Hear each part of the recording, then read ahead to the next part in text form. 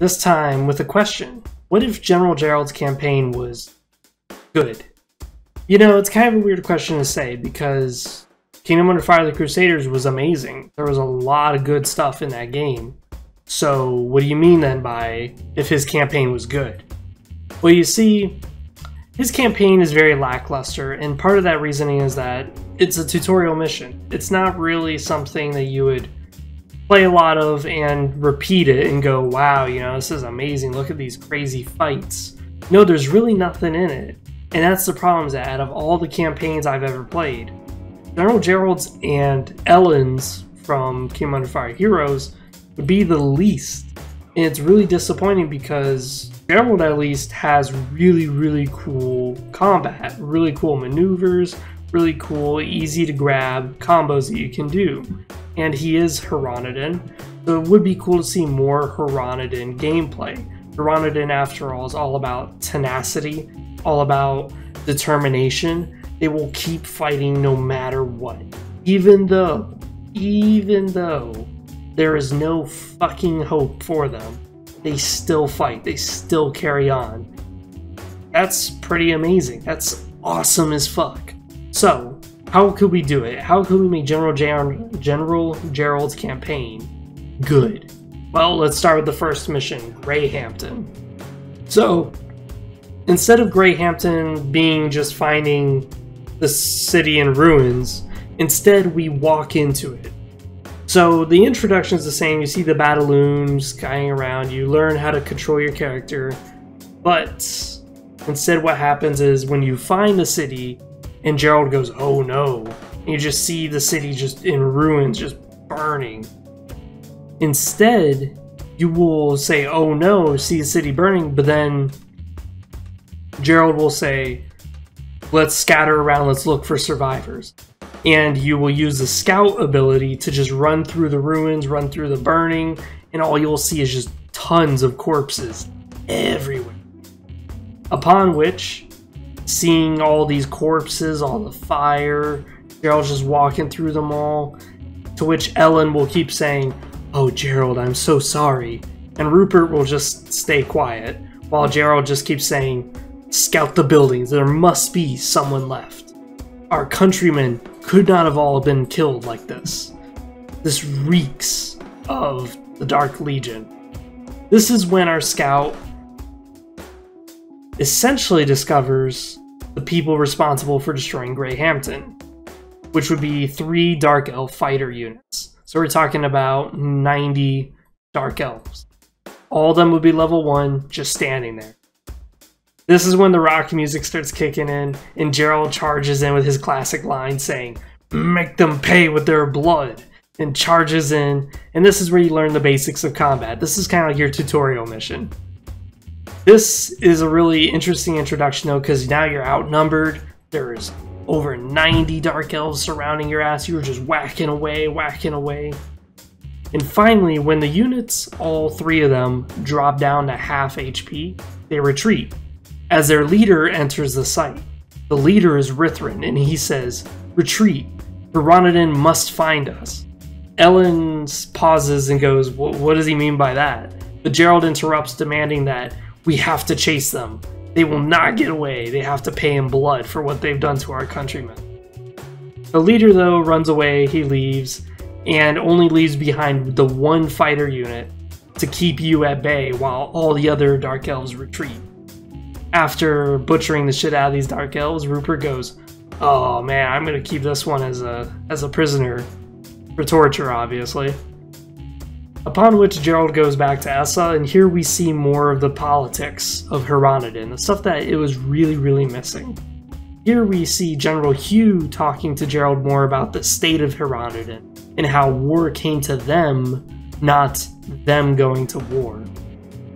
Hugh will also talk more about how he thought the next war would have been with Ecclesia, due to how Ecclesians have been pressuring Heroniden, have been pushing into their territory time and time again, but is relieved that they can actually fight together again.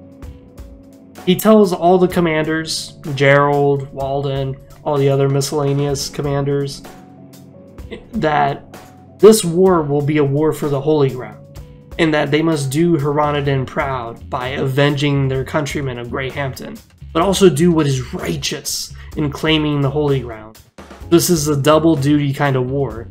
One, they have to because they were attacked, but two, they have to because it's their God-given right. They have to take the Holy Ground.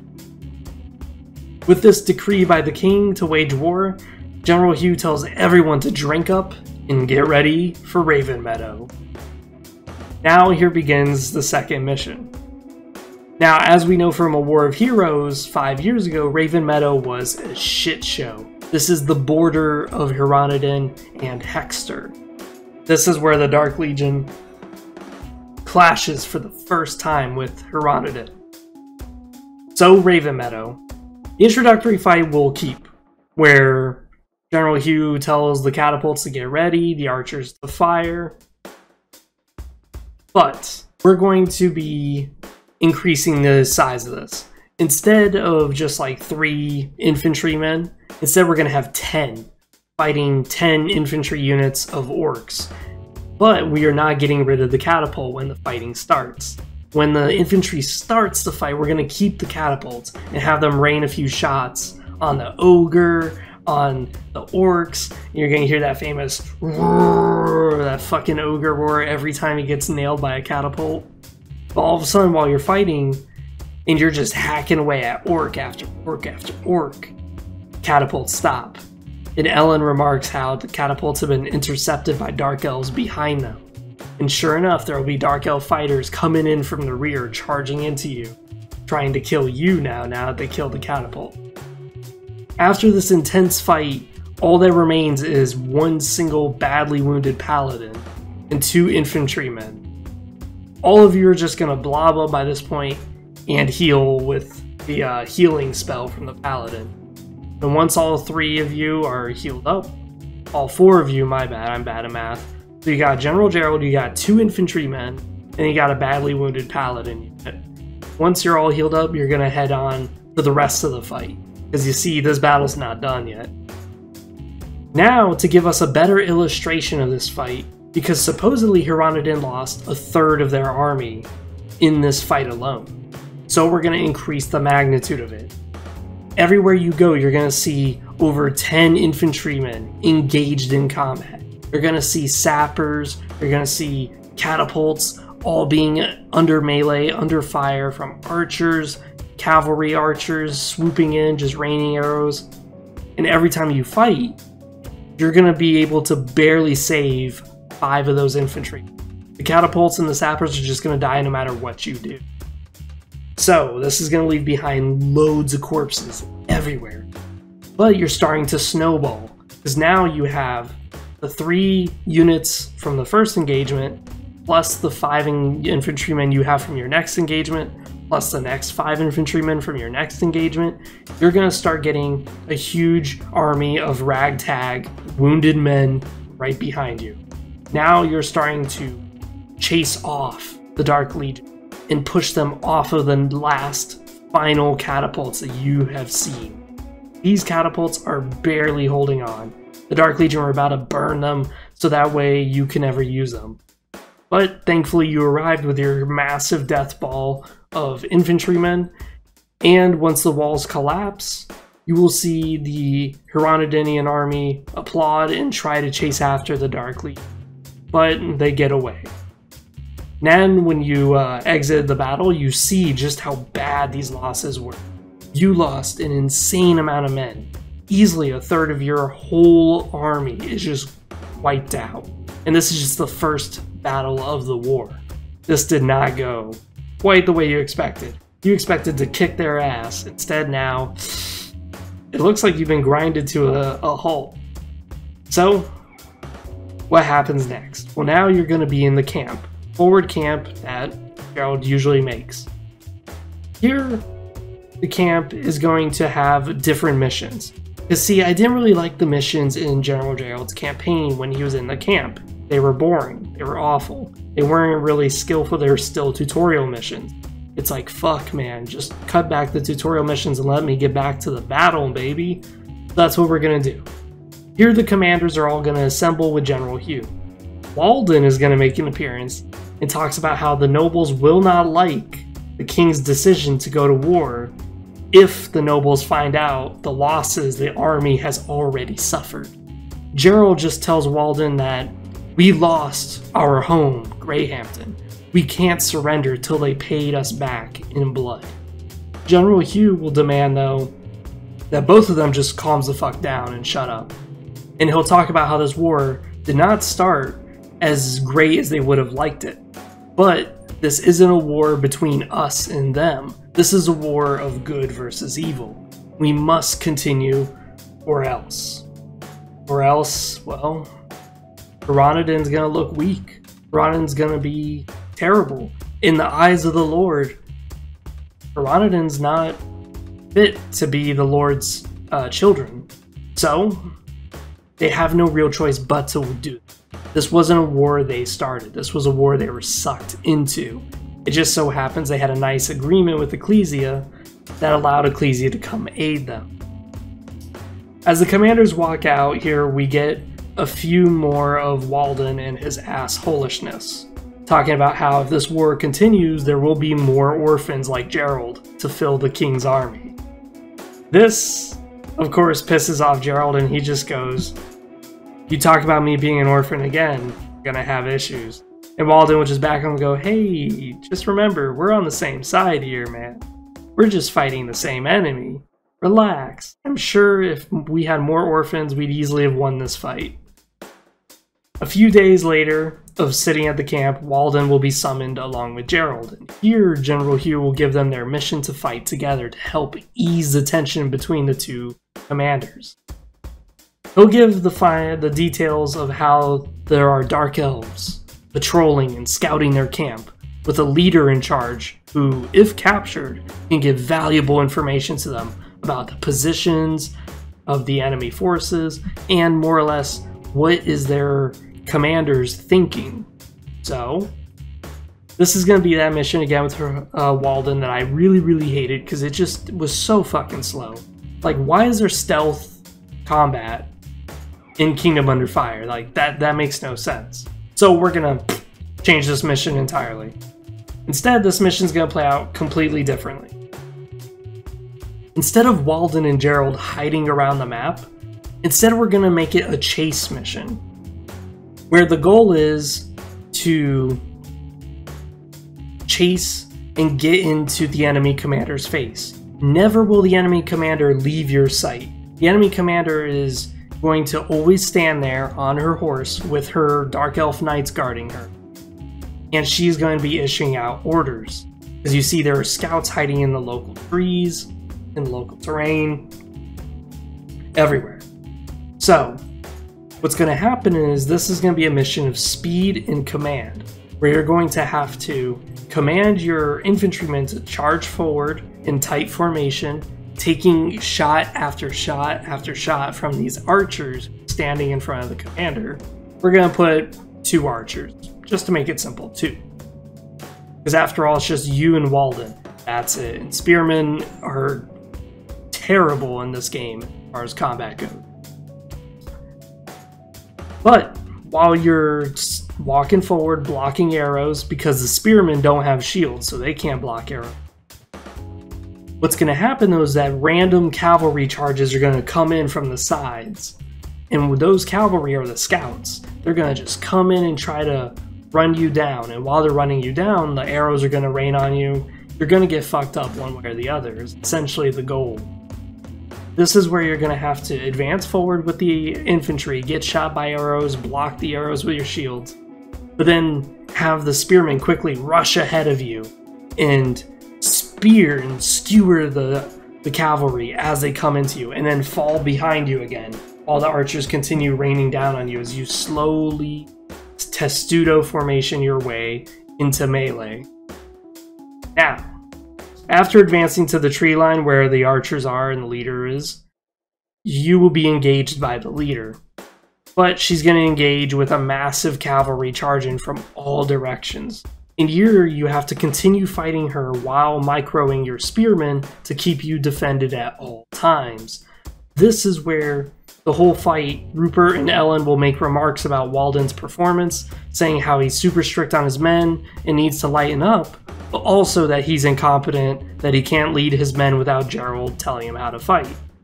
Walden, of course, will make remarks during the entire mission, where he talks to Gerald about how he should understand this war is much bigger than the last war. The last war for Iran was just a single city. This war of Crusaders, this war of Crusaders will be a war that could topple a nation, whether it's Heronodon or Hexter. He'll also ask Gerald's opinion, but Gerald, just being a dog to the king and Hugh, will remark how it's not his place to question their orders. Now, Walden, of course, is going to mock General Gerald as a simpleton, and that's amazing that he's sucking up has gotten him this high up the ladder, seeing as how he sucked up to General Hugh and sucked up the king, blah blah blah. But at the same time, General Gerald's going to mock Walden, saying, hey, as a spearman expertise, you should know by now that if the infantry is engaged with the enemy leader, you should be keeping an eye out for enemy horses while we're fighting, so that way you can stop us from getting trampled. This is going to be a much more interesting mission, a much more intimate mission. As you see, these two guys are supposed to work together, but instead, it's not working. Walden's a bit too much of an asshole, too much playing the political game, and of course, General Gerald is just... he's simple. He's a simpleton. He doesn't care to engage in politics. He doesn't care to engage in what's going on in the world around him. He just wishes to help his people, to help his nation, and of course to make sure his adoptive father, General Hugh, is safe. That's really it. The fact that he's risen so high in the ranks, it made General Hugh proud, it makes him and his brother Rupert proud, but it's not something he really did care for. So, after the mission, Walden will make a few more asinine comments about Gerald being a total dumbass bootlicker, but Gerald is gonna mock him back, saying, oh, I'll let General Hugh know about all your thinking that you've been doing. He might give you some rewards. After all, you said it would, Walden, that we need more thinkers in this army. To which Walden's gonna get flustered at being exposed, calling Gerald a bastard, and walks away. Because after all, Gerald just threatened him that, hey, I'm going to tell General Hugh everything you just told me in the battlefield about how you question His Majesty, how you question General Hugh. Well, let me just tell him everything you said in the battlefield. And of course, Walden doesn't like that. He doesn't like being exposed like that. So, they part ways. Clearly their relationship did not get better. It just got worse. Same as pretty much General Gerald's campaign has pretty much been the same up to this point, just minor differences. It's just how the missions play. Well, here comes another one, the Glaucus River campaign. The Glaucus River mission's pretty much going to play the similar, but we're going to see a few new things.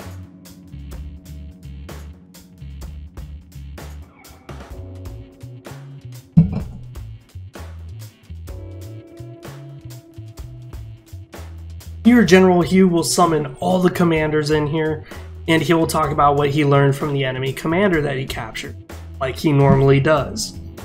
This is all still basic campaign. We are not really diverging that much from the campaign yet. But during the mission, he'll give the same speech about how if there is a god, he smiles upon us. From here, the mission changes drastically, though.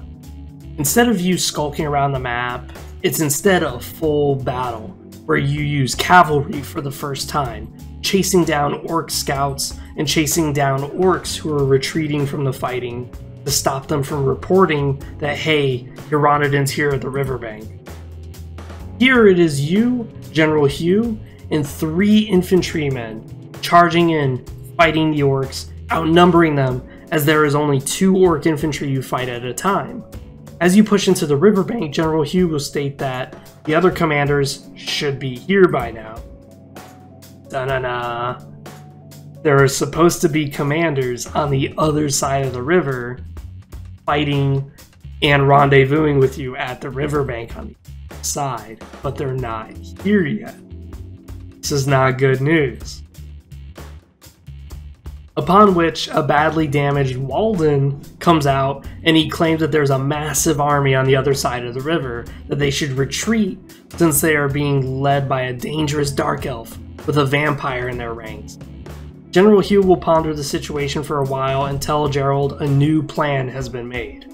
General Hugh will ride out with the infantrymen while Gerald, Walden, the cavalry, and now the sappers will stay and guard the riverbank. General Hugh will fight and draw the enemies to the river for them to flood, and General Gerald and Walden are going to be beset by all sides by orc riders, a few orc stragglers who are wounded that fought Walden previously and are just following the scent of blood. And here Walden is going to cower. Here he's going to break. He's going to say, "We should retreat. No way General Hugh survives that fight. That elf nearly killed me and my men by herself. These orcs will eat us before the day is done." Gerald will just tell Walden to hold it together, that they must trust General Hugh. After fighting waves and waves of orcs and or cavalry, the cutscene will play. Now, no changes to this cutscene. We're going to keep the cutscene the same. General Hugh riding across the riverbank, but this time, instead of having an infantry behind him, he's going to be totally alone, as his entire infantry unit got wiped out. And behind him is Lucretia, the Dark Elf leader, with a massive orc army. Here you activate the floodgate and instantly wipe out the entire orc army behind her, but Lucretia and her Dark Elves still live.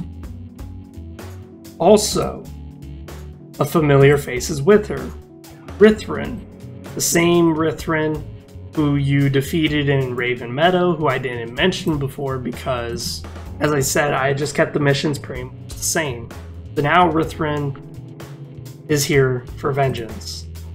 Hugh runs into the forest trying to fight the Dark Elves on easier footing, but is losing as they slowly torture him, trying to draw the enemy out. Here Gerald charges in, trying to save his adoptive father, General Hugh. And of course, your cavalry will be displayed in a cutscene being wiped out as the Dark Elves show their new unit. This is a new unit we're showing now. This would be the unit from Kingdom Under Fire 2, the Dark Elf Spears. So now Dark Elves have spears to counter the horses. And Walden's unit will retreat while your sappers are useless in combat, leaving you just by yourself versus Lucretia and Rithrin at the same time. Rithrin is going to be a melee unit instead of an archer unit, and Lucretia is going to be pretty high level. Like, you're going to be like level 15 by this point, or level 10, and she's going to be easily like level 20. So, good luck. Here Gerald and Hugh agree to leave, but Rithrin is still harboring hate for being humiliated by Gerald before and charges in while Lucretia runs away. Here Rithrin is trying to regain his honor by fighting Gerald, but Gerald is too busy just holding off his other dudes while Hugh gets away.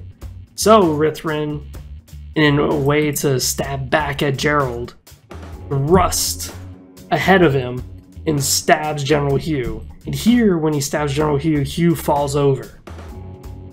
Here, Gerald becomes extremely sad and charges at General Hugh, going, "Oh my god, are you okay?" While Rithrin runs away for the second time. General Hugh's fine. Nothing's wrong with him. The only thing that's wrong with him is that now he's been poisoned by the poison blade Rithrin has. And Rithrin goes, "I've now claimed my revenge. Take that, monkey. How's it feel to see your monkey father die in front of you?" And then he flees. Gerald, of course, doesn't really care much about Rithrin. He drags Hugh back, barely alive, to the camp. Here at the camp, the commanders crowd the tent as Gerald keeps asking the guard, "How's Hugh? And when is the medic done?" The medic will come out in the morning and say Hugh will be fine, just give him 2 days to recover from the poison. But he's going to need more days to recover from his other injuries.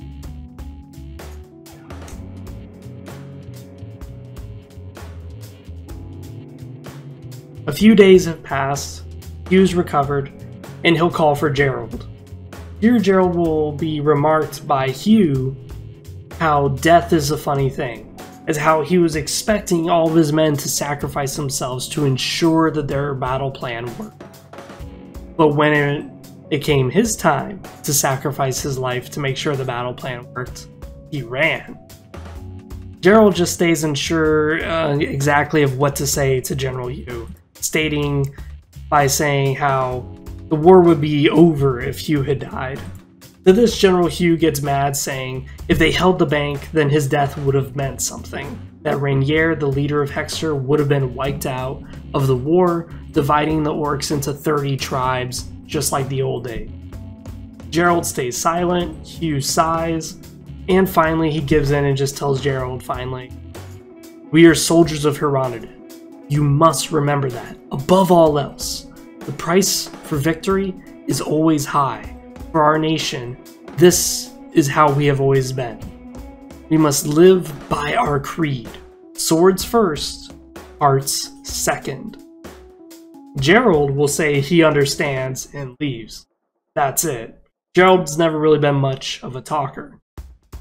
He tells Rupert and Ellen what General Hugh has told him, and Ellen says that he's right, that Hronodin, ever since it was a colony of Azilla, had always fought bloody wars. But Rupert,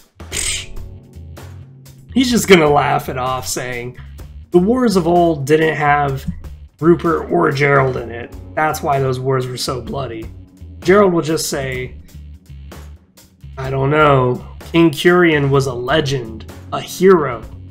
Rupert, today we almost lost our hero, General Hugh. We are not the same as King Curian. Rupert will turn into a sour mood, walking away going, we didn't almost lose him. We still have him.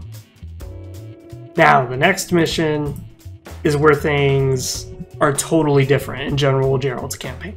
This is where I would change a lot.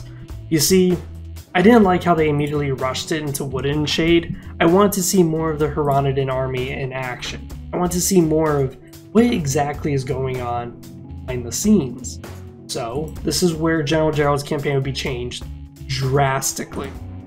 So the next few missions are just skirmishes. That's it. You just go to an area, there's a fight happening, and you're just there to assist. That is it. All these new commanders will pop up. They'll have different tags. Some of them will just look like basic mercenaries. That's fine. New voice actors, all that fun stuff. And here they're going to be asking General Gerald's assistance while Hugh continues recovering, because he's still not quite up to speed. So, General Gerald participates in the front line and is under severe pressure as the Dark Elves are now fighting instead of the Orcs. The Orcs are now kind of biding their time. And Hronodin's commanders don't exactly know why Hexter is all of a sudden kind of pulled back a bit. But hey, they're not going to complain. The only issue is that these Dark Elves are tenacious. They are vicious, rapid dogs. They're just charging and thrusting their swords in and rapiers straight through their shields, carving them down, and they're also flanking their forces, getting behind them, killing off the most important units in their whole armies. So, these missions are, although basic, they will have a huge impact on General Gerald personally.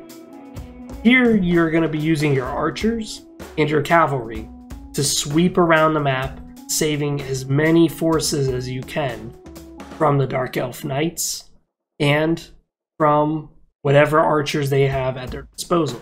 Now notice I said knights, not fighters. These are not Dark Elf fighters, these are knights. Here you're going to see your Hronodin will have barely anything at their disposal. They're just going to have regular infantry. Maybe one or two heavy infantry at the most. But all these fights, with over 20 infantrymen fighting, you're going to see them just easily outmatched. Every infantryman you see is just going to be level 14, level 12, fighting Dark Elf Knights who are level 15, level 20. It is not a good sight to see the Hronodin army getting absolutely pummeled on every side. and seeing how impoverished the army is. They can barely afford weapons and armor, yet here they are fighting a war. This is a really bad situation. These battles are also going to have interesting scenarios too, where the commanders are going to tell Gerald to keep a certain part of their army protected, to keep a certain part of their army the safest out of all of it. So, like in Raven Meadow, you were more worried about the catapults. That's what you were worried about, saving the catapults. Well, in this case, you're going to have captains who are like, Gerald, I need my cavalry safe.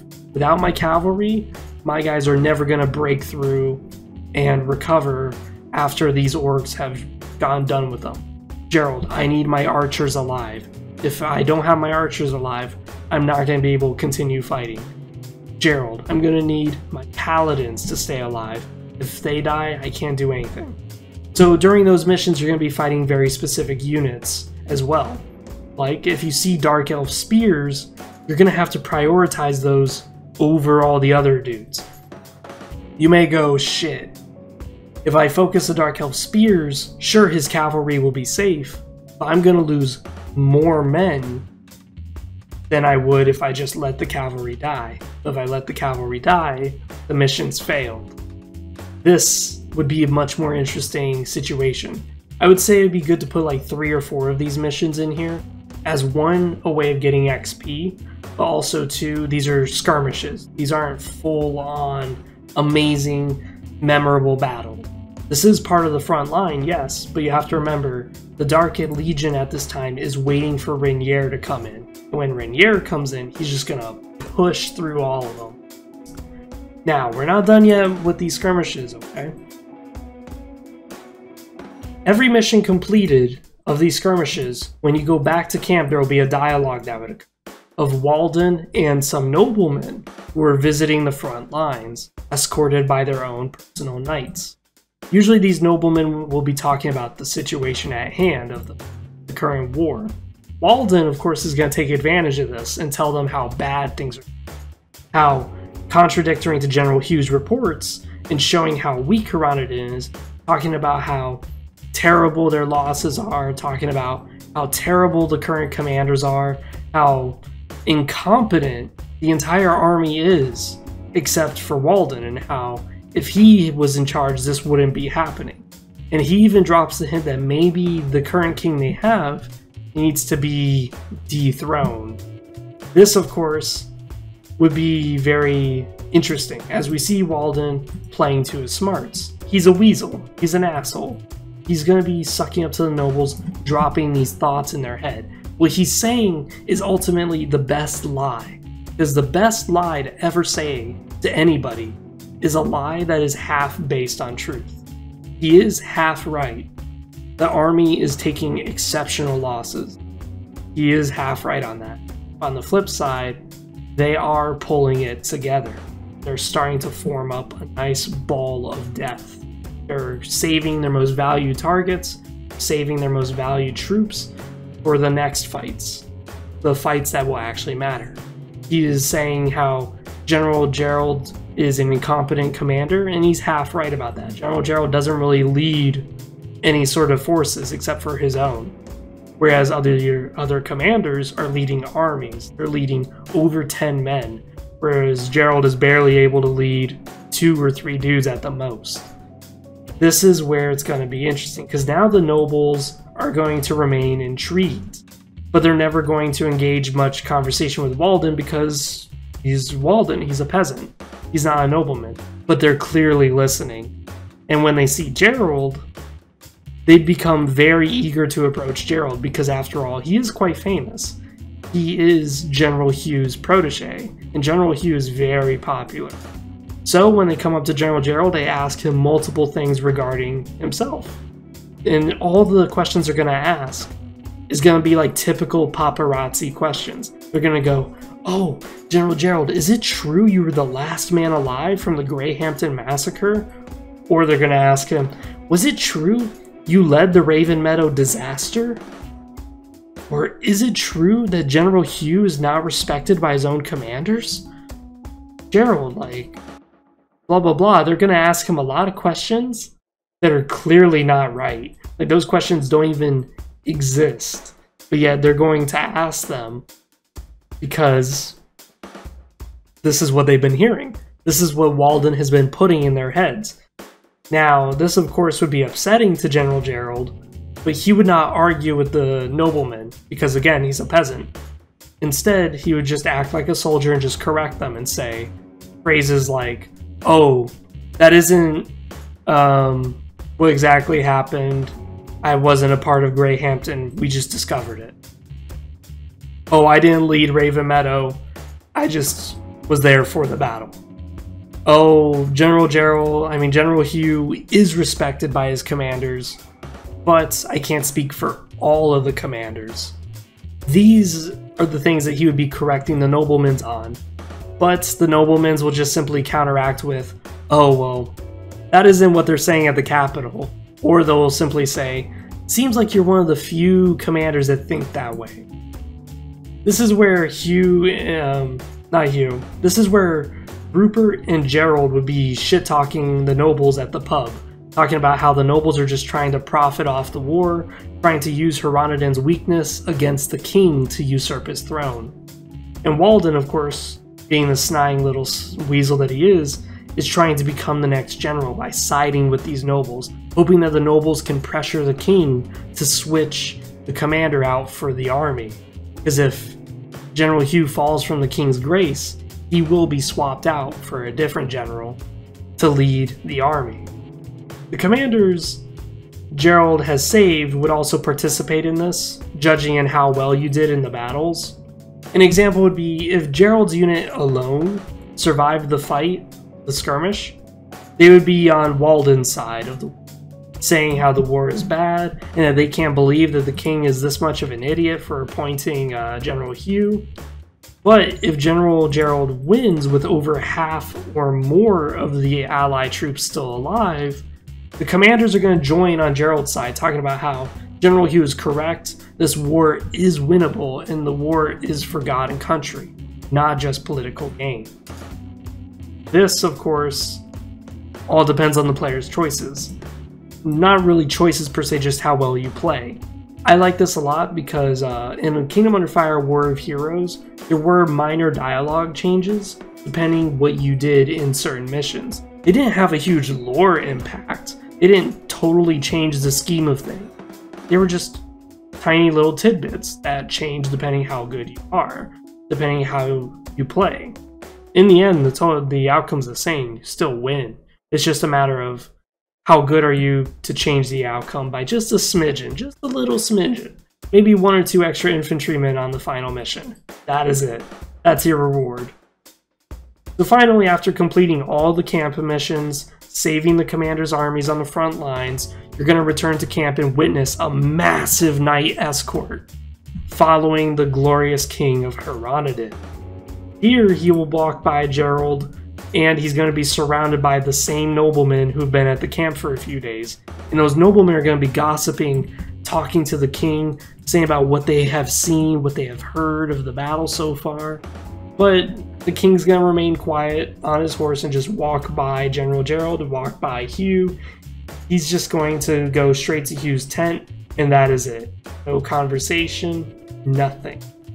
This is obviously a king who is bearing with a lot of issues. Later on, Gerald will be summoned by the king that day, and the General Hugh will summon him as well. Arriving in the tent, Gerald will be congratulated by the king and told of how many good deeds he has heard of Gerald at the capital. Gerald will thank the king and report to duty to Hugh. He'll be like, "Oh, thank you, your majesty. Reporting for duty, sir." And Hugh will talk about how the situation is dire.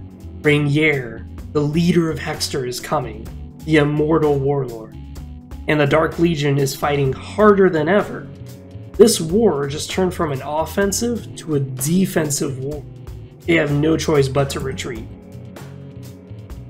Gerald, of course, is going to be bewildered. He's going to be asking a load of questions. He's going to go, How can we retreat after all the victories we just done? How many battles have we won already? We've scored thousands of darks and orcs. We've slaughtered them. Why are we retreating? But Hugh will tell Gerald that to win a war, one must know when to lose a battle. Hiranadin could win the war, but the cost would be so great they would be open to attack from Ecclesia, like Azilla was years ago, when Azilla fought extra hard to kill the Dark Legion, and all it did was left them in disarray for Ecclesia to annex them and turn them into a vassal. The king will step in too in this conversation and tell Gerald, "As your king, I approve this decision, and this war is just starting.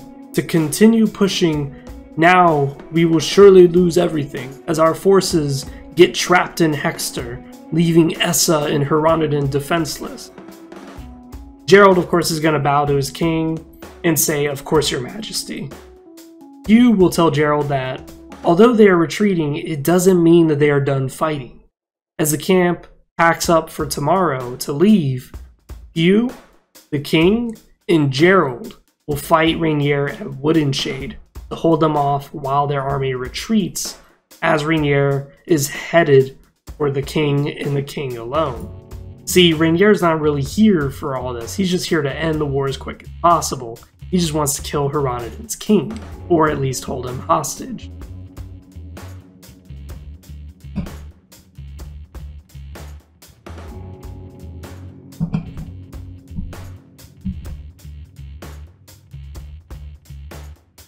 Gerald is going to say, "Finally, we can cut the head off the hogs, leaving them divided into tribes yet again." And the king will tell Gerald by this point, "Exactly, my boy. We will extract a huge toll on the Dark Legion, bigger than any battle we could achieve. We will use the flammable trees of Woodenshade to burn their leader to hell." As Gerald assembles his troops, elves will come to warn the king about burning Woodenshade, as to burn the trees in Woodenshade would put their enclave of elves at risk of being attacked by the Dark Legion, as the forest in Woodenshade protects them. It hides their homes. Because you see, in Kingdom Under Fire War of Heroes, Woodenshade is actually home to the elves. They actually live there. But the king is just going to dismiss them, saying, "It must be done. If God sees to it, we will burn the Dark Legion's greatest weapon, leaving them equally as defenseless." The elves, of course, are just going to walk away, cursing the humans and their ignorant religion, saying about how these people are just idiots. They're costing us more than what anyone else would have costed them. Even the Dark Legion could not have come up with such a dastardly plan to screw the elves over. Ellen, by this point, is going to chime in and say how this is not really a wise decision to leave Hiranadin's allies defenseless. But Rupert is also going to laugh and just be like, "The elves only help themselves, refusing to bless Hiranadin's crops. They deserve this." So here we get a bit more lore about the elves, about how they can grow trees, they can grow crops, and they've refused for 100 years, if not more, to really help Hiranadin. Hell, they didn't even join Hiranadin. They only joined King Curian. They didn't even help Hiranadin when it was under siege, despite being so close. So, Hiranadin owes these elves nothing. If anything, these elves have screwed themselves by never ever helping Hiranadin when they needed it. So, on to the battle. What will exactly happen in Woodenshade? I'm going to change it just a little bit. This mission here, I think, needed to be changed because, again, I hate skulking missions, especially in Kingdom Under Fire. Like, you shouldn't be skulking around. It should be just combat, combat, combat. Like, when you play Kingdom Under Fire War of Heroes, there's only like 2 skulking missions. That is it.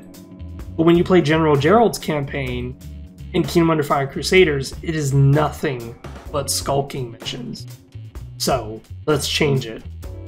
Here we're going to see General Hugh with 5 knights. 5 whole regiments of knights. That is over, what, 150 knights? All assembled, with Gerald on the side and the king behind Gerald, along with his archers.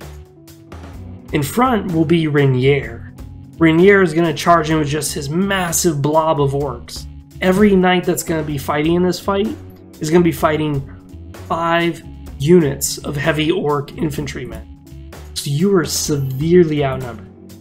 One knight is going to be fighting, what, 15 orcs? It is going to be a shit show.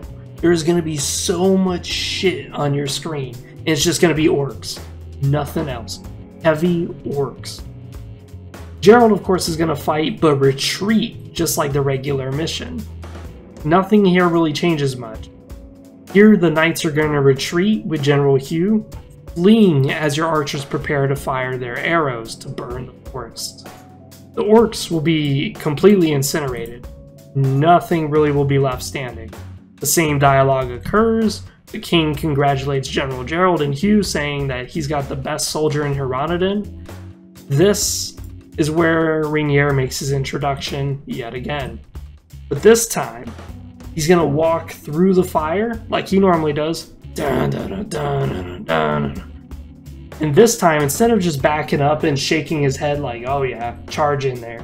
Instead, what he's gonna do is he's just gonna roar. Roar! And he's gonna roar so loud that it actually shakes the camera and shakes the ground.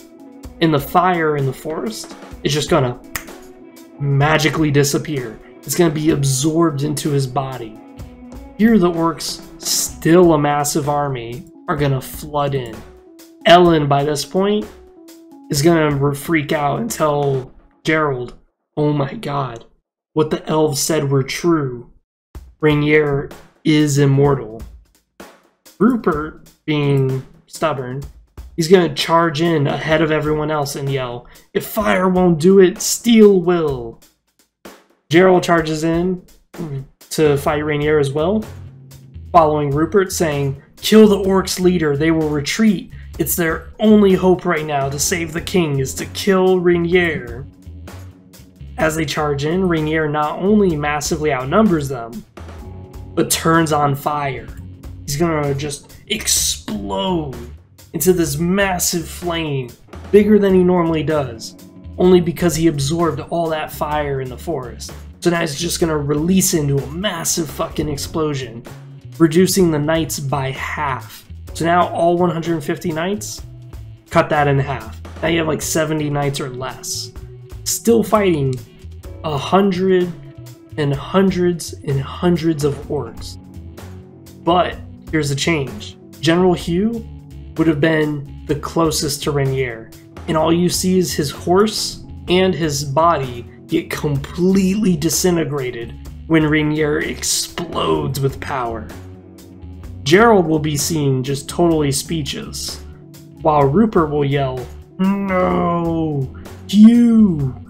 And the king will scream, we have to get out of here, we're gonna die, we must get out now. This is where despair is sinking into the ranks. The knights can't hold back all these orcs. They're outnumbered like 300, 400 orcs to just 70 knights. And then Gerald's unit. That is it. There is nothing stopping these orcs from getting to the king. And Rainier is not stopping. No matter what they hit him with, he is not slowing down. And now that he's on fire, every time he swings his blade, fireballs come spewing out of his body. This is terrible. This is when an unexpected ally occurs. A massive blizzard happens. A blizzard so powerful that it permanently freezes all the orcs and Rainier in it. Here the elves drag the humans out of the fight one by one, as the orcs are just stuck in ice. The king of Hiranadin will give his thanks to the elves, but the elves will scorn him for not listening. This is where the elves are gonna really ream into the king of Hiranadin going, you didn't listen to us. We could have slowed them down just a little bit for you guys to prepare your defenses in your cities. But no, now that time is gone. You guys are gonna be just as defenseless as we are. But the king and General Gerald are just not really listening. They're too shocked by what has just happened. Rainier just wiped out their elite guard and wiped out General Hugh in just one massive explosion. So, as the humans get away from Rainier, he unfreezes and blazes towards them, still on fire, and this time with another orc army behind him. The elves will tell the humans that they must get out. He can't be stopped. The mages with the elves can't summon another blizzard like that because that blizzard was so powerful it's going to take them time to recharge. So the knights, the last of them, the 40 knights left, are going to volunteer to hold off Rainier as long as they can to get Gerald and the king and the elves in the village out of here. But the elves are going to just remark that they already got their people out. They're safe. They just came here to make sure that Hronodin didn't full-on fucking die from their stupid plan. So Gerald and the king with the elves are going to be encountered by some dark elves who are scouting out the terrain looking for the king and for the hidden elf village. Because remember, elves and dark elves do not get along. Really hate the elves. So the elves, after killing all the dark elves with General Gerald and help them leave, they tell the king that they're heading north to join the enclave of dwarves and elves that live up in the Ecclesian land. After all, Hronodin's failure to defend Arayan, there's not much confidence in the elves that the king is going to be able to defend his own home, and more importantly, defend the forest once the Legion comes through. The king will ignore the Arayan comments and thank them profusely, but Gerald will ask the king if he is okay. But the king will just simply say, from this day on, the war has grown dark, as Hronodin lost its greatest hero, Hugh. But thankfully, there is a light to the end of this tunnel, and it is that Walden was spared the catastrophe of Hugh's death. Rupert will try to fight the king, but Ellen will just block him and say the motto, "Swords first, hearts second, Rupert. Swords first, hearts second." Rupert is just going to storm off, and Gerald is just going to be speechless, totally in shock by what he is hearing. Walden is now being declared the new general of the Hronodin army, but the king will tell him, after what the nobles have said and the display of this war, I cannot, in confidence, declare you as general, when the only person who vouched for you was Hugh. And look at what Hugh has done to my army. Indeed, it brings me deep pain to step over his body and ignore his dying wishes. He was my closest friend, but heavy is the shoulder that the crown sits upon, my boy. So you will not be the general of my army. Gerald will walk away, saying, I understand, my king. I understand, your majesty. Him and the king are going to retreat to Essa, and upon entering, Gerald remarks how something is different. All the soldiers seem stressed and depressed, and the citizens are nowhere to be found. This is when, dun, dun, dun, out comes Walden with his parade of nobles behind him. The nobles, of course, clapping him on the back, clapping him on the shoulders, like, ah, yes. Finally, something goes our way. If only the king took to our advice more frequently.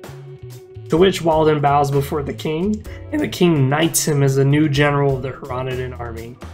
The nobles will see Gerald and remark to themselves, oh, that's the protege of the failed general. What's his name? Oh, General Hugh, yes, I remember. I hope this new general whips him into shape so that the humiliating defeats we've suffered won't happen again.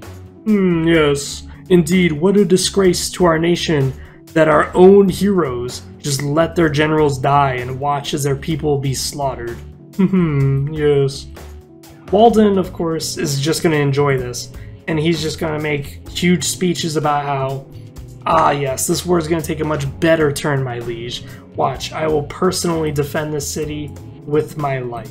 I will make sure that nothing bad happens, ever, to Hronodin, ever again. You will not regret this.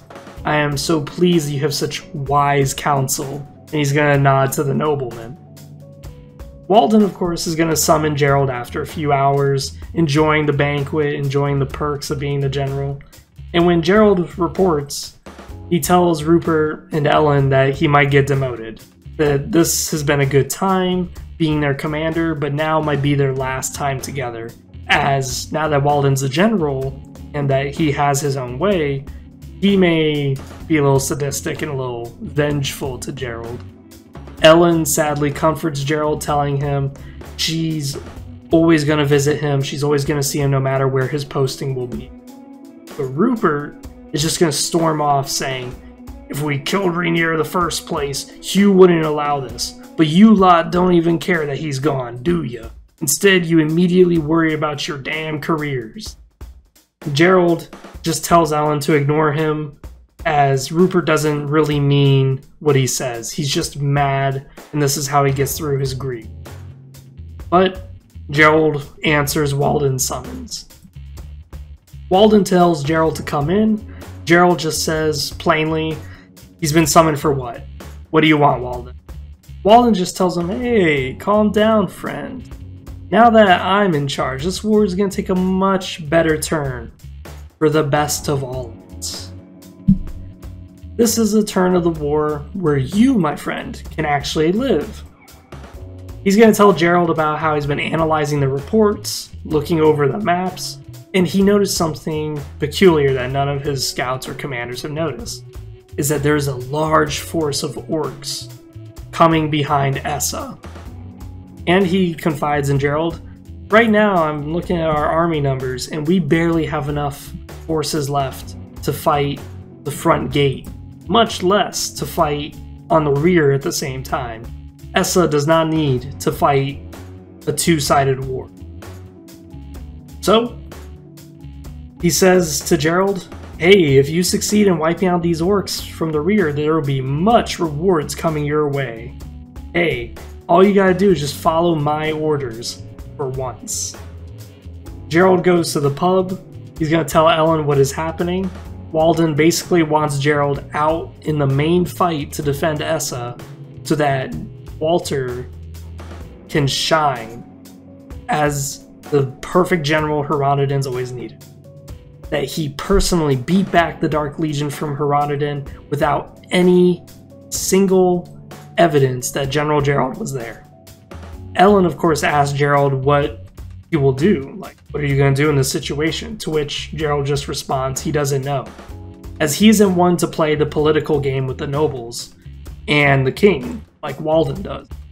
And without General Hugh, he and Rupert are basically screwed. They're just nobodies. With Walden having the ear of the nobleman, he could say whatever the fuck he wants to make himself look good. Gerald doesn't have that. He doesn't know what lies have already been said about him. He's already been confronted by a few of the nobles, and they have said some terrible shit about him. So, he just says, we've got nothing. We just have to follow our orders and just be good soldiers. That's all we've got. So this leads to the next mission, where you're by yourself, no helping troops, just General Gerald, his archers, his sappers, and his cavalry. That is it. 4 units. Versus a large army of orcs by the still burning ruins of Greyhampton. Rupert will make remarks about how they should have died here with their countrymen, but Gerald will just scoff at him and go, Rupert, we weren't even there when the Dark Legion destroyed this place. Like, you're not even making sense anymore. Get your head in the game. Let's go, let's kill some of these orcs for our country. So Rupert will stay quiet. He's gonna mull it over in his head that, he's not making sense now. He's just falling into grief. He's just spouting hatred to his allies for no fucking reason.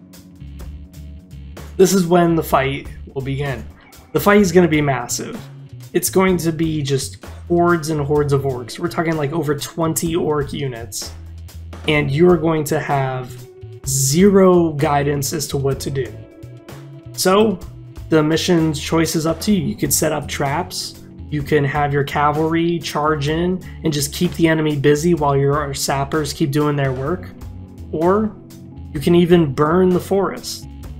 But burning the forest will cause a special dialogue to pop up about how Rupert will be like, what? The people of Greyhampton haven't seen enough fire and brimstone? Are we gonna really make them suffer more? Or you could just charge in and fight, and to which Rupert will still say some shit. He'll be like, what? You wanted to add more corpses to Greyhampton? How much did you really care about these people that you're sending us to die next to them? So either way, whichever choice you decide, the fight is going to last for a very long time. The mission won't end until you've killed everything. And there will just be hordes and hordes of orcs constantly coming, along with a few scorpions. The army is truly just going to feel like a siege force, capable of just wiping out any castle it sieged. So, what is going to happen here is after you slay over 20 orc units, 20 orc infantry units, a time skip is going to occur, where the screen turns black, and then it fades back in, where you're now fighting a different set of orcs, and all your units are still following whatever orders you gave them previously. Like, keep shooting arrows, keep setting up traps, keep charging through the enemy back and forth. And this is where time is different. Now you're in the afternoon instead of in the midday. You've been fighting for hours. And your units still at the same HP that you left them. But now, something new is going to occur. While you're fighting, all of a sudden, orcs are going to spawn behind you. Good morning, baby. This, of course, is going to be a huge red alarm to Gerald, Rupert, and Ellen that orcs are now coming from behind them. This whole time, the enemy is coming from the front, which is, of course, the woods. But if they're coming from behind them, that means that the orcs are coming from Essa, which is not good. After dealing with the orcs that came from behind, this is when Rupert finally apologizes, saying Hugh was important to him, and that Hugh his death really threw him in to a shitty turmoil spot, emotionally speaking, and that he shouldn't have went to alcohol to solve Rupert's issues. So Gerald will just simply say, "It's okay, brother. We will get through this, but we have to get through this together. Swords first, heart second." And Rupert will go, "Yes. Swords first, heart second." So after killing all the orcs and the fighting finally stops, Ellen goes to Gerald. "Those orcs came from Essa. Why did they come from that way?" Gerald will say, "Oh, I don't know. But we have to get back to Essa and see what is going on, now that our job is done." Upon leaving the field, they will see Essa is now in flames, just like the regular campaign. But this time we're going to see swamp mammoths, wyverns, scorpions, dirigibles, all of them swarming the castle on top of the city. There they will see orcs and dark elves just pouring through the streets, a huge cutscene, taking all the loot in Essa, just smashing the houses to bits, just going, "Yeah!" and the orcs just squealing, "Roar!" just demolishing the fucking city, trashing the place. And this is where Gerald will just be seen on his knees, speechless. This time, Ellen will drag the troops, leading them forward, trying to pull Gerald over, going, "Guys, we have to get out of here now. If we are spotted, we will be captured or killed. There is no good scenario for us if we stick around." Rupert agrees reluctantly and says that for once, they need to leave. Even though Rupert's usually the hot-headed one who's like, "We gotta stay." No, he's like, "This is bad. This is so bad. We gotta get the fuck out of here." As they leave, they're caught by a few Hyronidan soldiers who have fled. They'll tell them as soon as Gerald left the city, alarms started to blaze and the city was under attack. Walden, being the new general, turned out to be extremely bad at his job, as he didn't know how to read maps to see that the enemy, the Dark Legion at least, was coming not in a few days, but in a few hours. The soldiers are going to tell them about how the nobles couldn't get out in time, but Walden made sure that at least the king got out.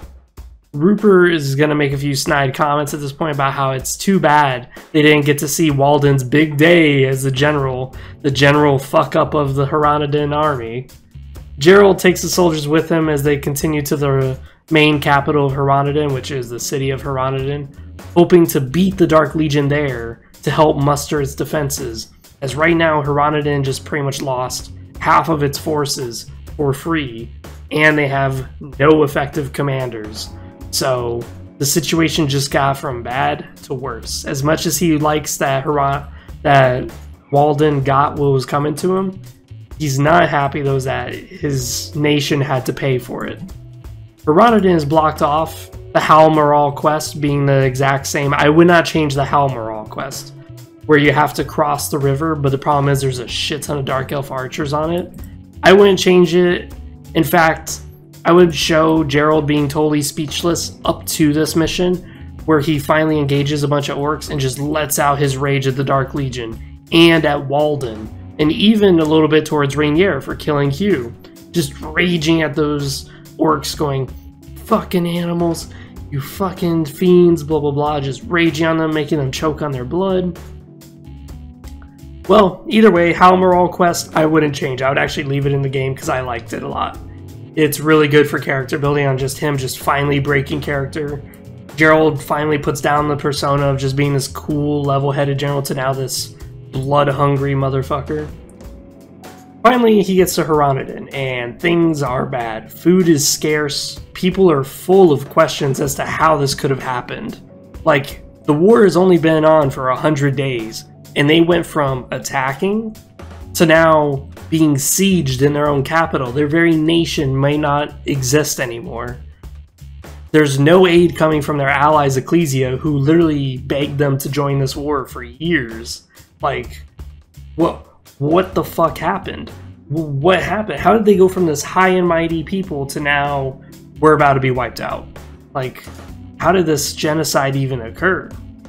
Gerald, of course, makes his way to the castle to report for duty. The king is on his throne, just quiet, speechless, while the noble families are asking him constant questions regarding their nation's safety. Upon seeing Gerald, the king gets up and greets him with open arms. He's ecstatic, claiming that he's so glad to hear Gerald made it out alive.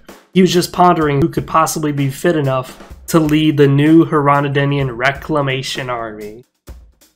This is where Gerald just kind of gets swept up in all the politics and just says, well, I live to serve your majesty. And of course, the nobles in Heronodon are actually different than the nobles who supported Walden and the nobles who were at the front lines. They actually like Gerald. They've heard of great things of him, and they even say it. Finally, His Majesty appoints a hero that we know of to be the general, instead of that random Walden guy. We didn't even know who he was. Finally, the king listens to his wise counsel. Gerald just pardons himself out of the court because he doesn't want to get swept up in all this political bullshit, and tells his officers the news. Upon which, they all rejoice and are like, yes, finally General Gerald is the general. But Ellen, she stays a little bit more depressed and asks Gerald, what will they do now? They're trapped in Heronodon, fighting Hexter and Veland with no allies, and half the army of what they originally had. Like, there's no hope. Even if he's a general of nothing. The kingdom's fucked. To which Gerald will say he doesn't know what they're gonna do, but they must hold out hope and make sure that they enlist any able-bodied man to their ranks, as it is all or nothing now. The real fighting of the war is about to begin. Here is where I would add more missions to the campaign again, but these multiple missions will be just Gerald defending sections of the wall, each wall torn down by scorpions, and the mission objectives are pretty simple. Kill the siege weapons and the Dark Legion retreats. Like, we're talking like 10 scorpions maximum, and once you kill the scorpions, they run away. But if you don't kill the scorpions, it's just waves and waves of orcs. No dark elves, this is very important. Just orcs. As Gerald holds the line, he's going to take minimal casualties. This mission's not going to be that difficult. The reason why this isn't going to be that difficult though is because these walls are going to have archers on top of them, and they're going to have loads of catapults behind the wall. This is why, very important to hold the walls. They're giving you safety, shield. Now, Gerald, of course, after completing multiple missions of these, I would say 5 or 6 of these missions where they're just skirmishes of just constant waves of orcs and constant waves of scorpions, Gerald keeps reporting victory after victory, but still is unable to break the siege outside the walls. But notices that the orcs are retreating, and the handful of orcs left are really fast depleting from constant skirmishing, from constant sieging. They're just dwindling by the hundreds. There will not be any orcs soon if they keep this shit up. So Gerald gladly marches to the king and tells him personally, hey, in a few more battles they will effectively break the siege. They can actually push Velon back because they'll be by themselves. The king rejoices and tells Gerald they need aid. Even if they win this, Ecclesia is clearly not going to help. Ecclesia is clearly not the ally that had been promised to them when they said that they would join the war. So as ecstatic as the king is, he's still siding on the side of caution, which is great. This isn't what he was doing before. He has learned. He has become wiser. And Gerald reluctantly agrees that, yeah, if they're going to fight this, they're going to need more than Hronodin blood and steel. They're going to need help. But who else to ask for? Zilla is a subjugated nation to Ecclesia, so they can't ask them for help. They're not even in charge of their own nation. So who else is left? This is where we do the diplomacy mission, where we send Rupert along with an emissary to contact the elves and the dwarves who live up in the north. This is where the mission occurs, where you send Rupert through the blockade. I wouldn't change this mission, except for a few minor details at the end. That is it.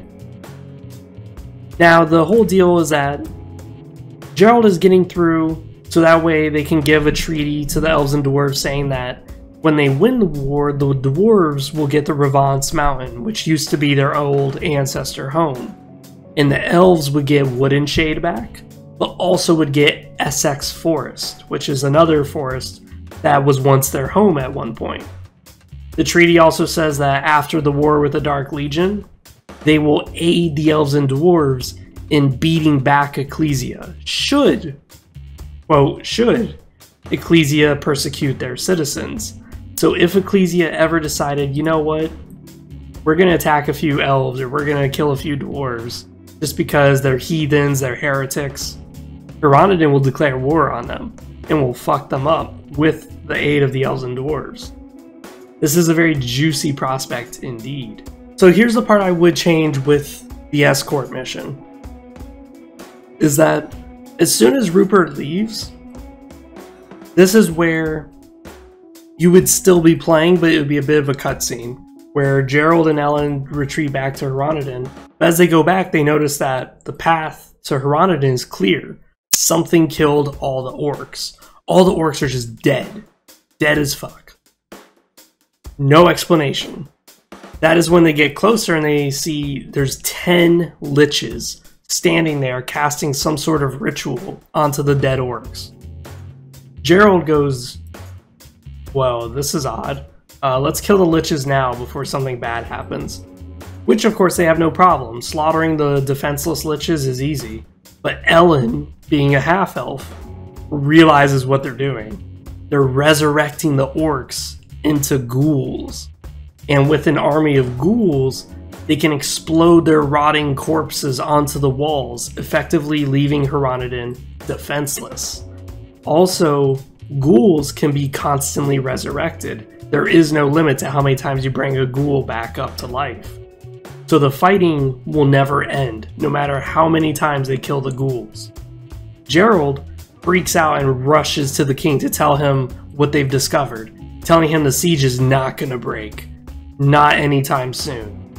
For which the king goes, well, we have to hold out for at least 60 days. That's how long it's going to take for Rupert to come back.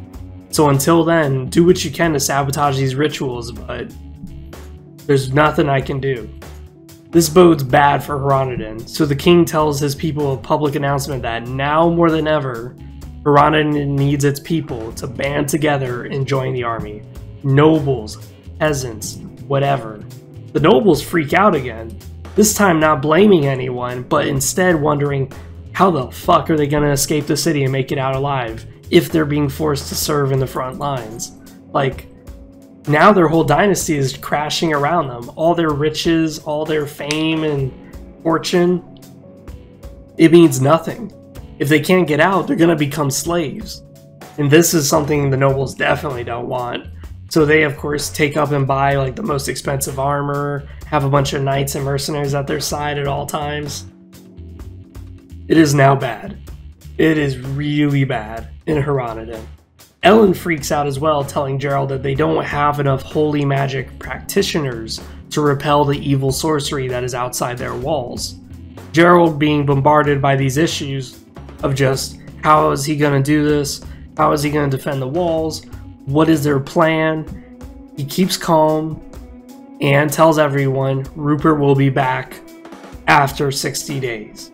That's all they have to do, is just hold for 60 days. They've already been at this war for 100 days, so holding out for 60 days should not be a problem.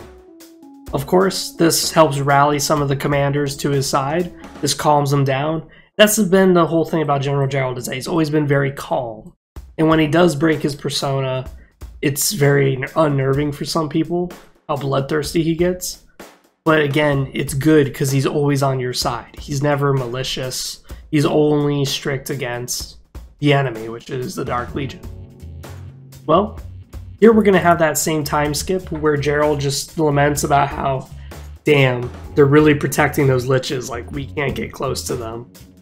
Unlike the last time. Last time he was able to get close to the liches because they didn't even know that he was out there. But now they're protecting the liches with a huge band of Dark Elves. So, 60 days pass, they weren't able to stop anything. They weren't able to intervene this time. So now the liches were able to do their rituals, summon as many ghouls as they want. The Dark Legion has finally prepared, though, enough ghouls to siege Heroniden. This is where the Dark Elves' plan comes to fruition. They're going to lead an assault where the ghouls are just in the front, constantly entangling in melee, fighting the humans, keeping them busy, keeping the knights busy, and the moment they die, they just get re-resurrected by the liches. Meanwhile, Dark Elves and Scorpions are going to charge through. The Elves are going to be like scissors, cutting diagonally through the forces, going after the catapults, going after the archers, going after the paladins. Not really entangling themselves in melee, but instead entangling themselves with the supporting units, while the Scorpions are going to be busy on the walls, along with whatever able-bodied ghouls are available. Gerald, of course, leads the fight after the first set of walls collapses. Only the inner wall behind him remains, so he fights as hard as he can. Problem is that these ghouls are endless. The Scorpions are constantly walking through him or over him to get to the walls. His forces are just way too busy slicing down these ghouls, and no matter how many they kill, they just get back up. The Dark Elves are also cutting off their support. The catapults and archers are just being wasted by these Dark Elves. It is a fuckfest. Finally, here comes Lucretia, charging at Gerald with two to fight, with her own 2 units to fight Gerald. So she outnumbers him. It's Rithrin, her, Cirith, and Marine fighting Gerald. Here, Lucretia's speed and Gerald's determination makes the two equally matched. But with Rithrin, Marine, Cirith all pummeling him at the same time, he's just getting his ass beat. This is when he's starting to falter. He's starting to fall down to his knees. He's not able to catch his breath while they're just pummeling him. This is where Ellen comes in, shoots her bow, pushing all 4 of them back, just threatening them with more arrows if they get close to him. But while they're standing back, they just start laughing and remarking how cute it is to find a half-elf here in a human city. And that's just how good of it for the Heronidans to provide them some extra fun while they're slaying these dogs, that now they have an elf to torture. The day just gets better and better for the Dark Elves. Ellen, of course, being too weak from the hours of fighting, just drops to the floor with Gerald, dropping her bow and falls down. This is when the flare is shot, Rupert appears, mortars descend, but right where the mortars are descending is right where Ellen and Gerald are sitting. So an eagle swoops in, picks the two of them up, and carries them to safety. And Cirith, Marine, Rithrin, and Lucretia all back up as they get blasted with mortar fire. This is where the dwarf bomber wings are coming in, elves are flying in with their holy magic, blasting the ghouls, disintegrating their bodies with their healing spells, and healing Gerald and Rupert to full HP along with all their troops, so they can join the fight as Rupert leads the charge against the enemy liches, the enemy swamp mammoths, and this is where you continue the fight, but all your units are refull, replenished, resurrected, whatever you want to call it, and this time the objective is just to kill everything. You don't have to defend the walls anymore. After winning the battle, the Dwarf King and the Elf Queen have talks with the King of Hiranadin and congratulate Gerald for his bravery, saying they've never seen a human fight for so long against those insurmountable odds. Here, the King of Hiranadin tells Gerald he must reclaim Essa and retake the Holy Ground. Together with elves and dwarves, Gerald can be just like King Curian, fight back the Dark Legion and save Bergia. Out of the castle, the people are applauding him as a hero, Hero Gerald, and some of the nobles flock to Gerald, throwing flowers over his shoulder, telling him how some have talked to voting him as king when the current king dies. Gerald says thanks, but doesn't say much back, as he consults with Ellen and Rupert how long it will take to get their troops together. Again, Gerald is just focused on the task at hand. He has to reclaim Essa, and then reclaim the Holy Ground. Ellen and Rupert come together and say it's going to take 40 days to get back up to speed and re-outfit their troops with the gear that the elves and dwarves brought them from the Ecclesian lands. Here is where we start to see a transformation though. See, before we were seeing Hiranadin fight with just peasants, light infantry, no heavy infantry. If you ever saw a knight, it was because there was nobles around or because the king is around. But now the army is elite. Now every soldier is a knight or a heavy infantry regiment with multiple amounts of dudes wearing full plated armor with extremely long swords, extremely powerful mages, and master artillery barrages from the dwarves. They finally have an army that is capable of taking on the Dark Legion. This is where 40 days have passed. Here comes the mission Posterius Green. The mission Posterius Green I would change significantly. This is a mission where you find an orc village right outside Hiranadin, and it's in the most fertile field that Hiranadin has. Now what's happened here is that the Dark Legion retreated, but these orcs are trying to establish their tribe in this fertile land, because this is great soil for them to build their homes in. These orcs don't really have a care for fighting, they don't have a care for the war, they just want to build a home, build a new place to call their own.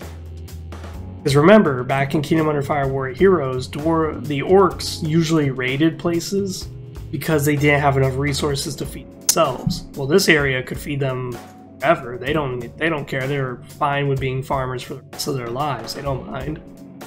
But this mission's going to be the same, though. You're going to have to burn the orc village, and you're going to have to burn all their huts. But this time the orcs are going to have dialogue. You see, the orcs are going to be asking for mercy, as they're just farmers, is that they're not participating in the war. They'll gladly join Hiranadin, but Gerald tells them this is vengeance for what they did to Greyhampton and Essa. And he's going to tell them, I told you, I said I would make you gurgle on your own blood, you fiend, and he'll fucking skewer them with his own sword, choke them out with his claymore. He's going to be brutal and barbaric in this fight. This is going to make Gerald an extremely evil player, is where he is literally torturing them, just burning their villages knowing full well that they have baby orcs in there, women orcs in there. He doesn't care. The only difference with this mission is that it would be a battle. Not General Gerald himself versus the whole village, but instead the entire Hiranadin Reclamation Army versus the village. And here we would see the new upgraded army kicking ass. Level 30 and level 40 knights massacring level 20 orcs with mortar fire behind them, and mages summoning massive fire tornadoes, just engulfing the village with their awesome magic. as the orcs flee, run, asking for mercy, please. Nope. Gerald does not take prisoners. After this fight, Rupert remarks how he likes this new army and how he likes Gerald as a general. These are fights that he can back against, that he's happy that Gerald finally is taking charge and making them do missions like this. And there's a little note that he's going to put in where he's going to be like, seems like we did capture a few surviving orc females. That's good. We can use them for target practice for the next festival games coming up in Heronodon. Ellen, of course, is going to remark how those orcs might have been telling the truth, as the fight was way too easy. Gerald ignores her and just says, we must go to get to Essa. Upon arriving, though, to Essa, they will see Ecclesia sitting nearby in a camp. Gerald, of course, doesn't want Ecclesia just to be sitting there, so he approaches their camp. Instead of sieging the city or instead of making his own camp, he decides to arrive. But instead of Walter, the patriarchal guard captain, instead it's going to be Kendall. Kendall remarks how he is part of the reclamation army of Ecclesia, and his forces just cleared out Greyhampton and were on their way to the Holy Ground when they found out Essa had been taken over by the Dark Legion. Gerald tells Kendall what has been happening so far, and asks, where the fuck has Ecclesia been this entire time? To which Kendall will say, we've been preparing our army. This war with the Dark Legion's been going on for hundreds of years for our people. So, we needed time to rebuild our army by taking men from Azilla, such as myself, while you Heronodonians held the line for us.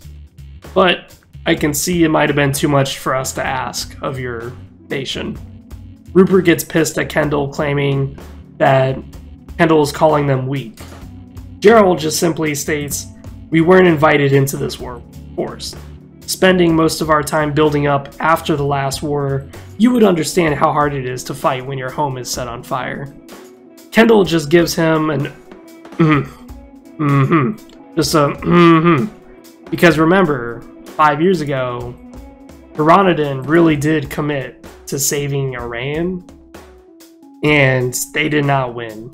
And now here they are, Ecclesia and Heronodon. Ecclesia is not in a shape to continue fighting for the Holy Ground, even though they never signed a peace treaty. They've constantly been at war for it, constantly reinforcing it.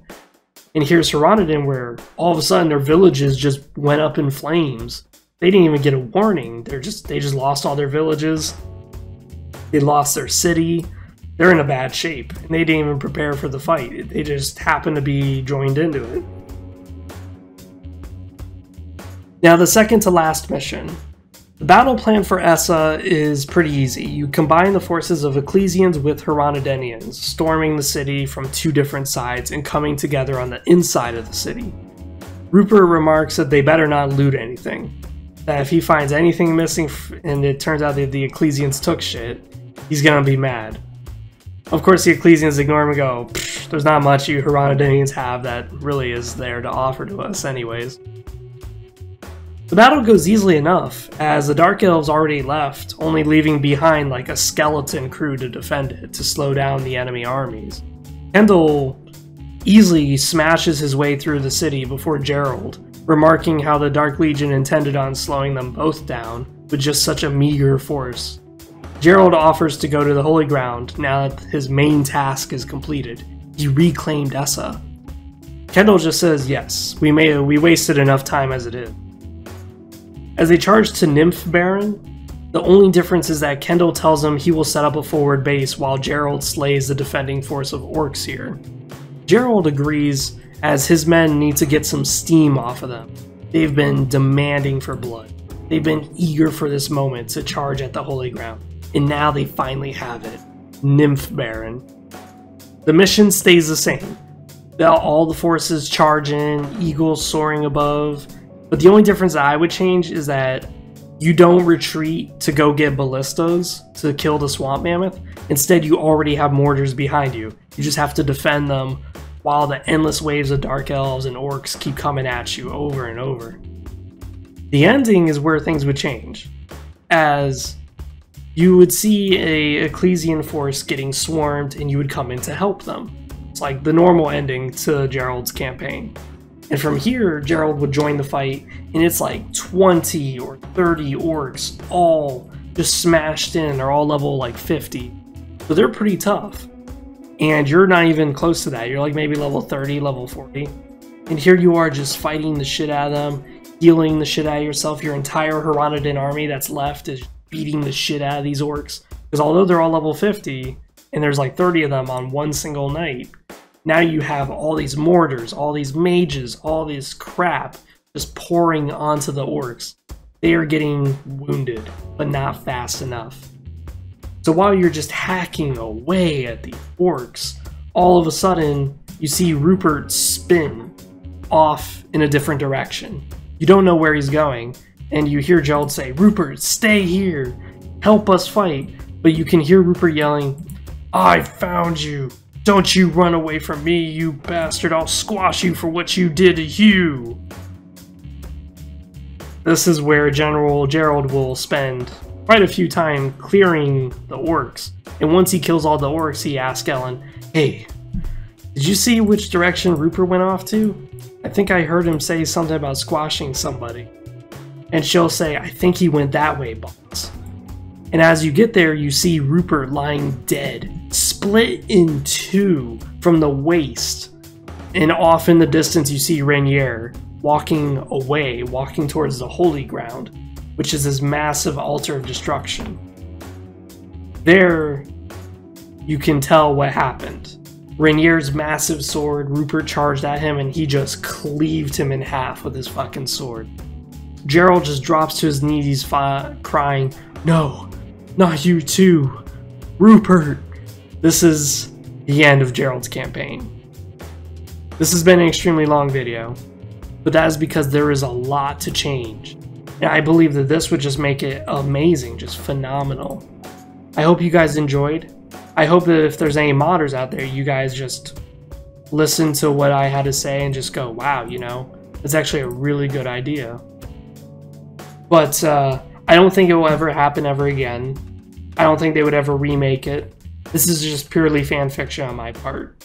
Besides, that has been Freer700. I'm out. See you guys next time.